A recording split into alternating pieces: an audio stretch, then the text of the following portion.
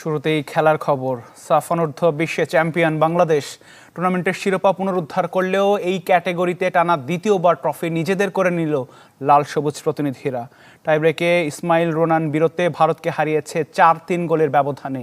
নির্ধারিত সময় শেষ হয় গোলশূন্য সমতায়। বয়সভিত্তিক টুর্নামেন্টে চতুর্থবারের চেষ্টায় ফাইনালে জয় পেল প্রতিবেশী দেশটির বিপক্ষে।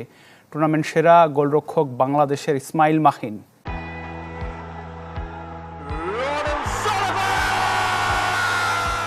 ভারতীয় গোলরক্ষক সুরাজ সিংকে বোকা বানিয়ে রোনান সুলিভানের পানেনকা শট, আর তাতেই আরও একবার ইতিহাসের পাতায় বাংলাদেশ।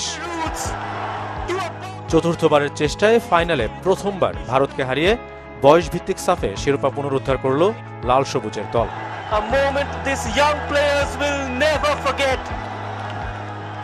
সাফ নারী ফুটসালের পর বছরের দ্বিতীয় শিরোপা উদযাপন বাংলাদেশের।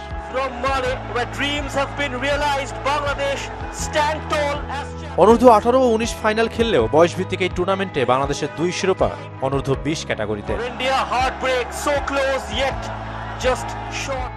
নির্ধারিত সময় গোলশূন্য শেষ হলে খেলা গড়ায় পেনাল্টি শুট আউটে, যেখানে ঋষিকান্তের প্রথম শট ঠেকিয়ে জয়ের ভিত গড়ে দেন বাংলাদেশ গোলরক্ষক ইসমাইল মাহিন, যার ধারাবাহিকতায় টুর্নামেন্ট সেরা গোলরক্ষকের পুরস্কার উঠেছে তার হাতে। চায়ের কাপে সমাজ বদলের ঝর্ণা তুলে আগে গোছান নিজেকে। প্রিমিয়াম টাইটানিয়াম আলমিরা, গুছিয়ে ফেলুন জীবনটাকে। এরপর বাংলাদেশের হয়ে প্রথম 3 শটে সফল মুর্শিদ আলী, চন্দন রয় ও আব্দুল ফাহিম। তবে চতুর্থ শটে এসে ব্যর্থ স্যামুয়েল রাকসাম।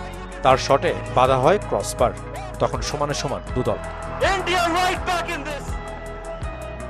কিন্তু নিজেদের শেষটায় ভারত সফল হতে পারেনি। টুর্নামেন্টে টপ স্কোরার রোমাং দোদং বল লক্ষ্যে রাখতে পারেনি, আর সেই সুযোগ কাজে লাগায় মার্ক কক্স শিষ্যরা।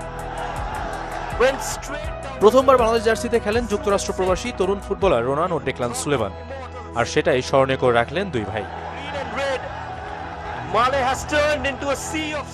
এমন জয়ে যুবদলকে অভিনন্দন জানিয়েছেন ক্রীড়া প্রতিমন্ত্রী আমিনুল হক।